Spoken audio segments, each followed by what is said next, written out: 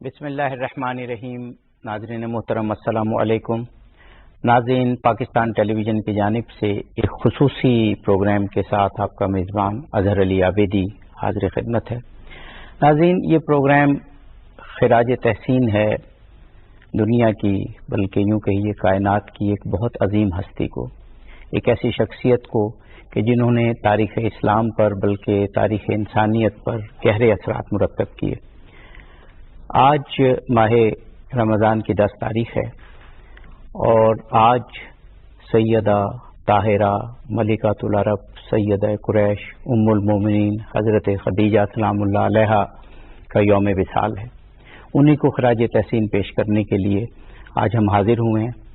ناظرین، حضرت خدیجہ سلام اللہ علیہا غمگسار رسول صلی اللہ علیہ وآلہ وسلم تھی، ہمسر رسول صلی اللہ علیہ وآلہ وسلم تھی، اور تاریخ اسلام کے شروع میں اور جب خاص طور پر نبی پاک ختم مرتبت محمد مصطفیٰ صلی اللہ علیہ وآلہ وسلم کو ایک بہت اہم ساتھی کی ضرورت تھی تو آپ نے ان کا ساتھ دیا. اسلام پر آپ کے عظیم احسانات تھے کہ آپ کو محسن اسلام کے لقب سے نوازا گیا. آپ کے خدمات پر، آپ کی سیرت پر، آپ کے فضائل پر اور آپ کی اہم ترین شخصیت پر ایک خاتون ہونے کے ناطے آج ہم گفتگو کریں گے. ہمارے ساتھ ہمارے عہد کی دانشور خواتین موجود ہیں، آئیے ان سے متعارف ہوتے ہیں.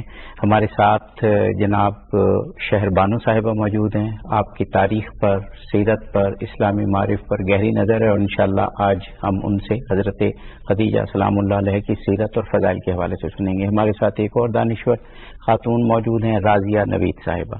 آپ بھی مختلف چینلز پر آتی ہیں اور آپ کے اسلامی حوالے سے پروگرامز مقبول ہیں. میں دونوں خواتین کا شکریہ ادا کروں گا اور شروع کروں گا آپ سے. جناب شہر بانو صاحبہ، ابھی جو میں نے ذکر کیا کہ اتنی فورسفل، اتنی بااثر شخصیات تو شاید مرد بھی نہیں ہوتی جو ایک خاتون ہونے کے ناطے جو 1400 سال پہلے آپ کی عظیم ترین شخصیت اعلان نبوت سے قبل بھی تاریخ میں تھی. ہم وہیں سے شروع کرتے ہیں. دیکھیے، کچھ لوگ ہوتے ہیں جو تاریخ پڑھتے ہیں اور وہ میجورٹی میں ہوتے ہیں. صحیح. اور بہت ایک تھوڑے سے لوگ ہوتے ہیں جو تاریخ بناتے ہیں. بالکل. آج ہم جس شخصیت پر گفتگو، بہت مختصر آپ کا پروگرام ہے 20-25 منٹ کا، اس میں اس شخصیت پر بات کریں گے. مطلب ہم کیا بات کر سکتے ہیں ان کے متعلق، تھوڑے سے اپنے جو ہر صدی کا اور ہر دور کا ذہن اپنے اینگل سے ان شخصیات کا کو ملاحظہ کرتا ہے اور ان سے ملاقات کرتا ہے. تو جس طرح ہم نے انہیں ملاحظہ کیا اور ملاقات کی، ہم اس ذہن سے اس پر گفتگو کریں گے. تو ہم جس شاہ خاتون کی آج تذکرہ کر رہے ہیں کہ وہ تاریخ کا حصہ نہیں ہے بلکہ انہوں نے تاریخ کو بنایا. جی بے شک، بالکل. اور آپ یہ دیکھیے کہ یہ تاریخ بنانے والے لوگ اسپر آف دا مومنٹ میں پیدا نہیں ہوتے. یہ پوری ایک ان کی اپنی ایک ذاتی تاریخ بھی ہوتی ہے. بالکل. اور جناب خدیجہ الکبریٰ وہ شخصیت ہیں کہ جو اچانک کسی حادثے کے ذریعے سے رونما نہیں ہوئی یا ایک شادی اور ایک عقد کے صورت میں ان کی شخصیت ابھر کر سامنے نہیں آتی، بلکہ وہ اپنی ذات میں ایک مکمل حیثیت اور شخصیت رکھتی تھی جو ایک کمپیٹیبلٹی نبی کے ساتھ ان کی ہوئی. بالکل. دیکھیے، بہت آپ نے صحیح بات کی، بہت صحیح. اور پھر دیکھیے اس وقت جس دور کی ہم بات کر رہے ہیں، عرب کی سوسائٹی کتنی بروٹلائز سوسائٹی تھی کہ جہاں بیٹیوں کو زندہ دفن کیا جاتا تھا. عورت کا نام جو تھا وہ پیدا ہونے پر ایک بے عزتی کا تصور تھا، کوئی شناخت نہیں تھی. اور پھر بہت ہی لولی قسم کے جو اسٹیٹس تھا خواتین کا اس معاشرے میں. ایک ایسے معاشرے میں مرد کارٹلائزیشن کے خلاف آپ کا ایک اکنامک انٹرونشن ہو، آپ کا ایک سوشل انٹرونشن ہو، اور پھر آپ کا ایک ایسا انٹیگریٹی کا مقام ہو کہ اس معاشرے میں جہاں عورت کی حیثیت نہ ہو وہاں آپ کو سیدۃ النساء العرب کہا جائے. ایک ایسے معاشرے میں جہاں عورت کی اکنامک حیثیت ایک لونڈی سے یا ایک کانکوبائن سے زیادہ نہ بڑی ہوئی ہو، اس معاشرے کے اندر آپ جو ہے ملکۃ العرب یعنی سب سے زیادہ طاقتور اور صاحب حیثیت خاتون کے طور پر مانی جائیں. اور پھر اس تمام کے علاوہ جہاں لوگوں کے مورل ویلیوز بہت کمپرومائزڈ ہوں، ایسے میں اس خاتون کو طاہرہ کے لقب سے یاد کیا جائے. بہت آپ نے خوب فرمایا. تو یہ دیکھیے کہ اس طرح کے لوگ جو ہیں وہ تاریخ بناتے ہیں. اور جب آپ کی کمپیٹیبلٹی نبوت کے ساتھ تھی، نبوت کے اس ہستی کے جس پر آخری نبوت اتر رہی ہے، تو تبھی اللہ نے کمپیٹیبلٹی دیکھی تو وہ دونوں کو جوڑ ملایا نا. تو پھر آپ یہ دیکھیے کہ جناب اسی لیے وہ ویسے تو خیر بیوی کے لیے اہلیہ کے لیے ہمسر کا لفظ استعمال کیا جاتا ہے، لیکن جب حضرت خدیجہ کے ساتھ ہمسر رسول کا لفظ آتا ہے تو وہ آپ نے جو کہا کمپیٹیبلٹی وہ سامنے نظر آتی ہے. اور پھر آپ یہ دیکھیے کہ میں سمجھتی ہوں جس طرح میں نے آپ کی شخصیت کو میں نے اپنے ذہن سے دیکھا اور شخصیت کے ایک مکمل دیکھیے، ایک ہوتا ہے اسٹرکچر، نبوت ایک اسٹرکچر ہے، ایک مکتب ہے. بالکل. اور سارے انسانیت جو سارے لوگ جو کریشنز ہیں خدا کی، وہ جو انسانیت میں یقین رکھتے ہیں وہ مکتب نبوت میں یقین رکھتے ہیں. بالکل. چاہے وہ کسی بھی خدا کے ڈیوائن ریولیوشن کے ساتھ ان کا رشتہ ہو، لیکن جو بھی انسانیت پر یقین رکھتا ہے وہ نبوت کے مکتب سے اپنا رشتہ نہیں توڑ سکتا. جناب خدیجہ الکبریٰ کی حیثیت جو ہے، اگر عقد کی بات کروں تو اس مکتب یعنی اس نبوت کے اسٹرکچر میں ایک پلر کی حیثیت ہے. No doubt. بالکل صحیح. ایک ہوتا ہے ایک رواں دواں کاروان میں شامل ہو جانا، اور ایک ہوتا ہے اس کا پلر ہونا. اس کاروان کے اسٹرکچر کو بنانا. بہت اچھا. یہیں سے بات اگر راضیہ نوید صاحبہ سے کرو، انشاءاللہ ساتھ ہی پھر آپ کی طرف بھی آتے ہیں کہ اسلام کی تاریخ سے پہلے یا رسول پاک سے عقد سے پہلے حضرت خدیجہ سلام اللہ علیہ اس وقت بھی خواتین عالم کے لیے ایک نمونہ ہے. جیسے بھی بڑا صحیح جناب شہربانو صاحبہ نے فرمایا کہ اگر عقد کے بعد تو ظاہر رسول اللہ کے ساتھ آنے پہ وہ جو انسانی ویلیوز اور انسانی جو قدریں تھیں اور اخلاق تھا وہ تو پھر عروج پہ تھا نا، کیونکہ رسول پاک کے ساتھ تھی. لیکن اس سے پہلے بھی خاندانی حوالے سے یعنی آپ کے والد بھی ایک بڑی پرومیننٹ شخصیت تھے، اور پھر اپنی مسائیہ جلیلہ یا اپنی میں کہوں کیا اسے کہیں مینجمنٹ سائنس یا جو جیسے انہوں نے بزنس سنبھالا، اس لحاظ سے بھی وہ خواتین عالم کے لیے ایک نمونہ بنتی ہیں. بسم اللہ الرحمن الرحیم. بہت شکریہ. میں سمجھتی ہوں کہ قیامت تک آنے والی ہر خاتون کے لیے سیدہ خدیجہ الکبریٰ سلام اللہ علیہ ہمیشہ ایک رول ماڈل رہیں گی.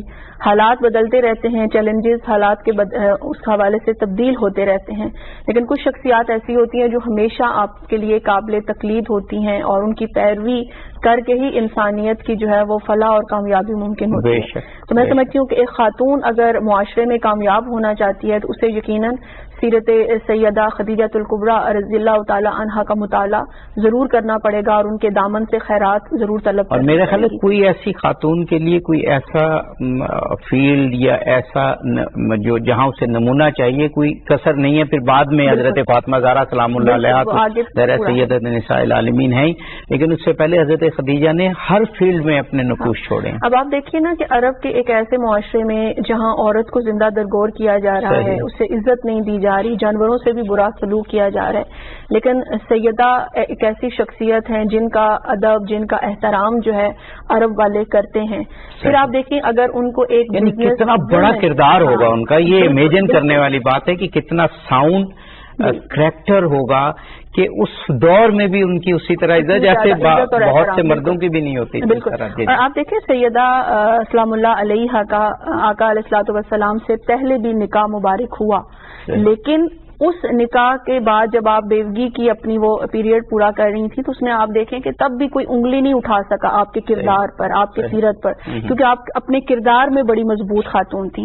پھر اگر ہم سیدہ کو ایز اے بزنس ویمن دیکھیں تو میں سمجھتی ہوں کہ آنے والی ہر عورت کے لیے آپ کی سیرت طیبہ میں ایک نمونہ موجود ہے کہ کہا جاتا ہے کہ جب سیدہ کا قافلہ جو تجارتی قافلہ تھا وہ روانہ ہوتا تو 100 اونٹوں کے اوپر اس کا سامان، بلکہ اس سے بھی زیادہ اونٹوں کے اوپر اس کا سامان موجود ہوتا. جو ان کے اونٹ نظر آتے تھے وہ ایک طرف اور باقی جو سارے اونٹ ایک طرف ہوتے تھے تو ان کے زیادہ ہوتے تھے. یعنی اتنی آج تو دیکھیں نا ایک میڈیا کا دور ہے، کمیونیکیشنز اتنی یعنی وسیع ہو گئی ہیں اور فاسٹ ہو گئی ہیں جو اس دور میں نہیں ہوا کرتی تھی.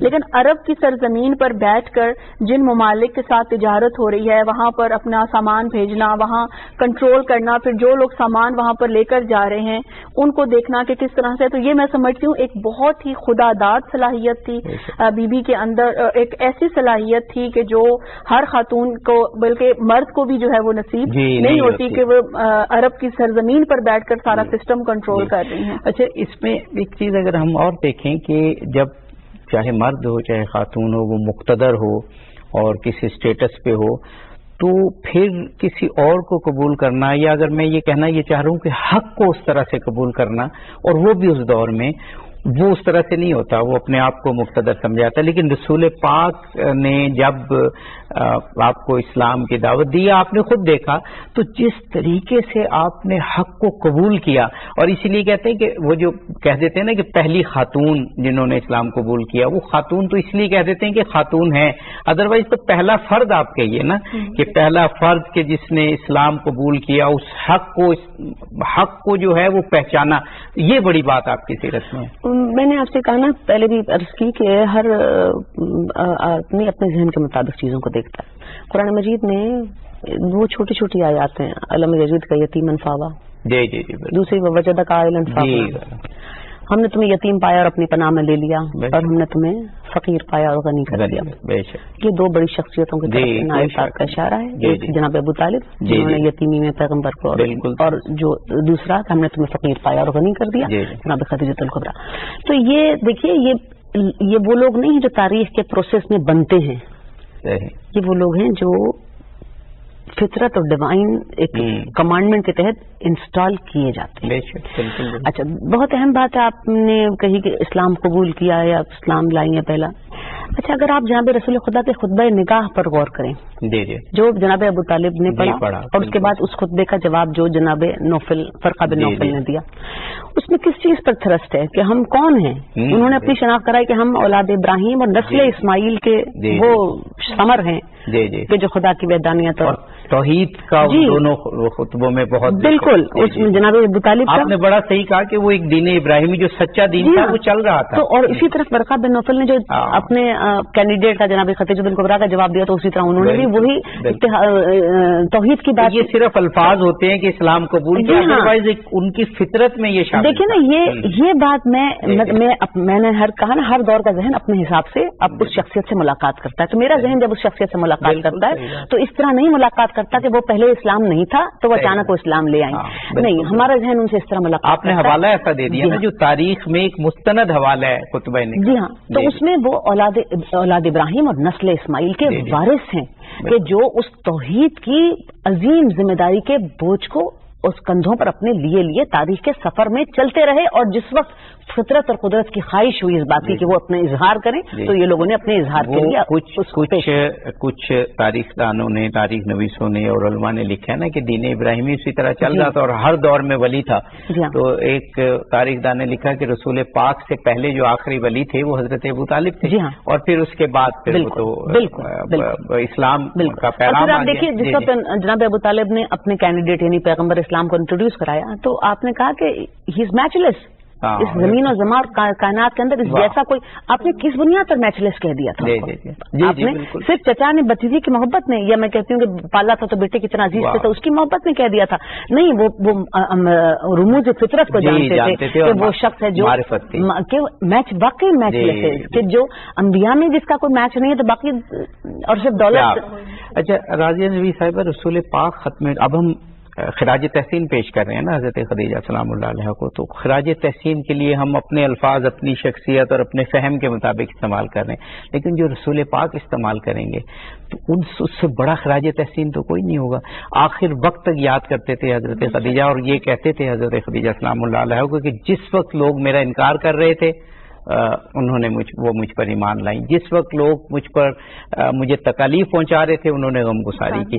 وہ جو الفاظ تھے وہ ان سے بہتر خراج تحسین کیا ہو سکتا ہے؟ کائنات میں کوئی نہیں ہے. بالکل اظہر صاحب، آپ دیکھیے کہ آقا علیہ الصلوۃ والسلام اتنا زیادہ بی بی کا ذکر کیا کرتے تھے کہ سیدہ عائشہ صدیقہ رضی اللہ تعالیٰ عنہ فرماتی ہیں کہ ہمیں بعض کا جیلسی فیل ہونا شروع ہو جاتا ہے کہ ایک لمبا عرصہ گزر چکا ہے، کوئی دنیا سے رخصت ہوئے لیکن اس کے باوجود آج تک نبی اکرم صلی اللہ علیہ وسلم جب ان کا ذکر کرتے ہیں تو محبت سے کرتے ہیں. تو آپ فرماتی ہیں کہ میں نے ایک دفعہ نبی اکرم صلی اللہ علیہ وسلم کے سامنے اس بات کا ذکر کر دیا تو آپ صلی اللہ علیہ وسلم کے چہرے پر جو ہے وہ غصے کے اور جلال کے آثار نمایاں ہوئے. آپ صلی اللہ علیہ وسلم نے فرمایا خدیجہ وہ ہیں کہ جب میں نے لوگوں کے سامنے دعوت حق رکھی اور لوگوں نے مجھے جھٹلایا تو انہوں نے میری تصدیق کی.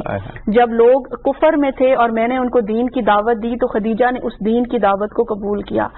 جب مالی طور پر میری کوئی مدد کرنے والا نہیں تھا، خدیجہ نے اس وقت اپنا سارے کا سارا مال مجھے دیا کہ آپ جہاں چاہیں اس کو جو ہے وہ استعمال کر سکتے ہیں. یعنی جب میرا ظاہری طور پر دنیا میں کوئی مددگار نہ تھا، خدیجہ ان لمحوں میں میری مددگار بن کر اس دین مبین کی سربلندی کے لیے میرے ساتھ کھڑی ہوئی. تو آج یعنی کوئی بھی زوجہ محترمہ میری اس زوجہ کے مقابلے میں یا اس کے ہم پلہ جو ہے وہ نہیں ہو سکتی کہ جو قربانیاں سیدہ خدیجہ الکبریٰ سلام اللہ علیہا نے جو ہے وہ ابھی جو انہوں نے فرمایا نا وہ دولت کا. جی آپ بتائیے. دیکھیے رسول خدا صلی اللہ علیہ وسلم کی باقی ازواج جو امہات المومنین اور جناب خدیجہ الکبریٰ میں ایک بڑا فرق ہے. وہ اس میں ایک فرق میں آپ کو اور بتاؤں، وہ یہ ہے کہ تمام ازواج پیغمبر علیہ السلام کی مدینے میں اور سب کو بیت المال یا جو بھی اس وقت بوٹی آتی تھی اس میں سے ان کو حصہ دیا جاتا تھا، اسٹائپنڈ دیا جاتا تھا. جناب خدیجہ الکبریٰ خاتون وہ خاتون ہیں کہ جن کا اپنا مال اسلام کی پہلی ٹریجری اور بیت المال قرار پایا.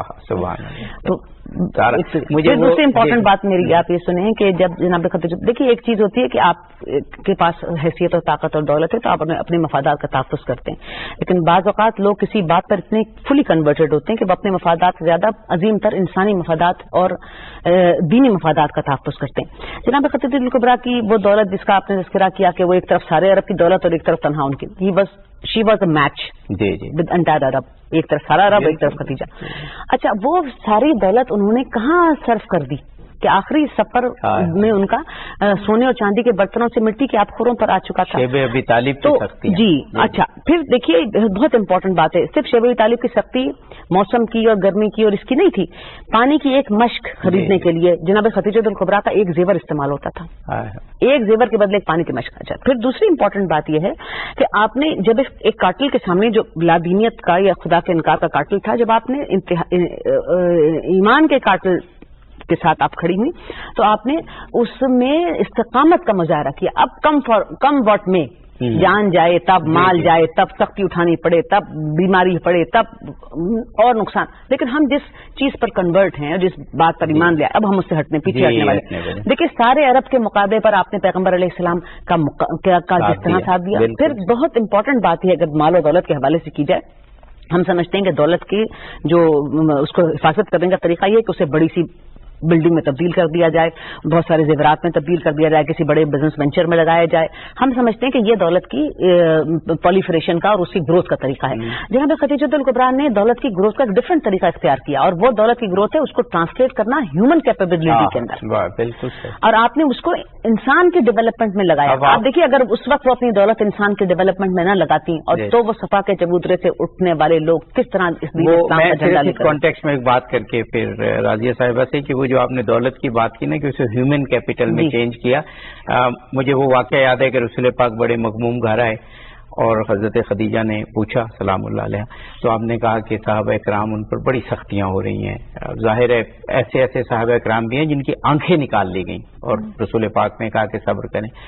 تو ان کی کمپنسیشن کے لیے تو کہتے ہیں تاریخ کے یہ الفاظ ہیں کہ حضرت خدیجہ گئیں اور انہوں نے دولت کے ایسے ڈھیر لگا دیے کہ ایک طرف کا شخص دوسری طرف کو نظر نہیں آ رہا تھا، اتنی دولت. تو یہ تو بات ہے، لیکن میں اب کیونکہ آخری 2-3 منٹ ہے ہمارے پاس، آخری پیغام، آپ دولت کے علاوہ دوسری طرف آپ ایمان کا دیکھیں کہ تاریخ نے کچھ مناظر جو ہے وہ محفوظ کیے کہ ایک شخص آیا تو اس نے دیکھا کہ ایک شخص آگے نماز پڑھ رہا ہے، پیچھے خاتون ہے اور ساتھ ایک نوجوان یا بچہ ہے.